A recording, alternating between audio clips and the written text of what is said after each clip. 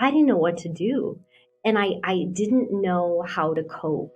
And I am a professor. I'm somebody who spent many, many years studying, reading books and stories. And I did the only thing that I knew how to do, which is I looked for other people's stories of how they would have survived such grave losses, such huge moments of my life is forever changed. How in the world am I possibly going to heal or go on or ever be okay again? Hi, my name is Lance, and this is Unsilent, a Speak series by NoStigmas that champions mental health advocacy and challenges stigmas that all too often prevent people from getting the help they need. We're so happy you're here. In today's third part of a three-part conversation with Danielle, we get to hear from her about the power of what she calls storying and being trauma aware and how all stories really do matter. And be sure to check out part 1 and 2 of our conversation with Danielle to really dive into her own shared lived experiences. We're so thankful to Danielle for sharing her story with us and being so honest and open and vulnerable. Thank you again for being with us, and remember, to break these stigmas, we must be unsilent. Let's dive in. Today's episode contains in-depth conversations around suicide, suicidal ideation, and suicide loss. It's okay if you need to skip this one. Do what's right for you.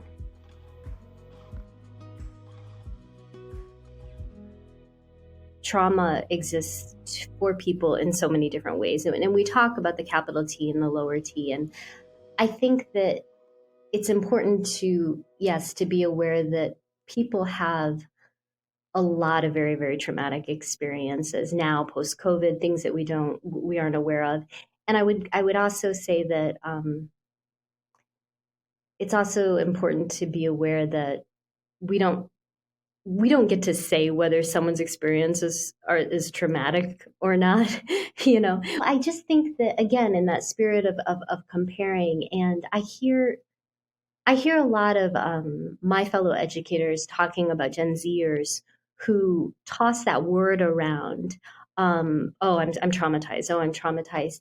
That as a rhetorician, somebody who pays attention to word meanings, I get nervous because I see the ways in which that word um, is used across a myriad of different contexts. And I think it's important to validate all sorts of experiences. And I think it's important to understand that we are not in anybody else's body, and we can't necessarily say that that was or was not a traumatic event. I've done a lot of reading on PTSD, and the book The Body Keeps Score with Dr. Van Kolk, who was the psychiatrist who helped to diagnose and to provide a classification for PTSD. Part of what he frames in that book is that we can't, outside of someone's lived embodied experiences, we can't say that's not trauma because it has to do with how that brain functioned and processed the trauma and continues to process that trauma. Whether that person is experiencing the heightened cortisol and the actual differences in how their brain is acting in cognition. So I think that humility and that awareness is important, whether it's capital T or lowercase t. Again, we might not have any business to say. I do think, though, that in that spirit of being nervous about the ways in which that word is tossed around, I do think it's important for us to sit with hard experiences and trauma, a clinical definition of trauma and an embodied experience of trauma. We need to be very careful about our language use in that regard, not maybe to profess to somebody else that's not trauma, but to be aware of it for our own understanding, because there are some critical differences. I think, though, also that one of the hard things, and this is my own experience as well, I needed to learn to understand that though the trauma was not my fault, the healing was. And though I had been at points, for example, triggered by movies or television shows with gunshot wounds to the head, I still needed to do the healing for that and to address the trauma triggers. And that is an important part that I would say, validating people's experiences and their survivorship, but there also needs to be accountability of our own healing, especially in a time and place where we have there's so many different experiences of trauma that we really need to call on our own, um, our own investment in healing and accountability, that we can't necessarily expect that other people are always going to understand our triggers and able to tiptoe around them. Our healing is our own, is our own work. So I say that holding space for people's trauma and not diagnosing or professing that someone's trauma is traumatic enough or not trauma, but then also being aware that at the same time, um, we are charged with the task of doing the work to try to cope with and heal from our trauma. It's both and. So if not, I think also we can end up in a place where everybody is traumatized in some degree, and you can't possibly always be aware of all of the things that are going to be um, triggers, or to be aware of all potential social interactions which might be trauma. That's not feasible. It can be overwhelming and would cause us maybe to keep our mouths, to be quiet, to keep our mouths shut because we're so fearful, all of the potential trauma of anyone that could arise at any moment in time. Constant learning, though, I mean, I do think that those things are important, and I know we make light of them, and some people think we go too far with them, but I I think that acknowledging those as important points, important things, that of people's experience that are trauma, that they are coping with, that they're doing the work, but it's still hard. It's still triggering. There's a balance there, I think.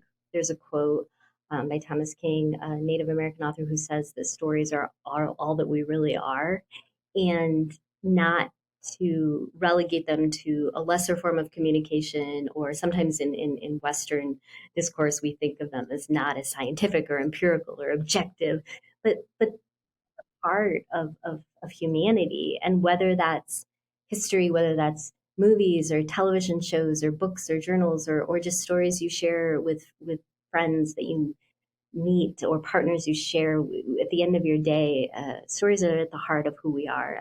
And my Native American mentors have taught me that. So from a professional scholarly point of view, I believe that. Personally, I will say that when my after my brother had completed suicide and my mother had just died the previous month, I didn't know what to do.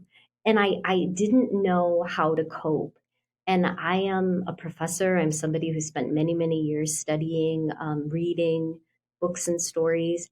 And I did the only thing that I knew how to do, which is I looked for other people's stories of how they would have survived such grave losses, such huge moments of my life is forever changed. How in the world am I possibly going to heal or go on or ever be okay again?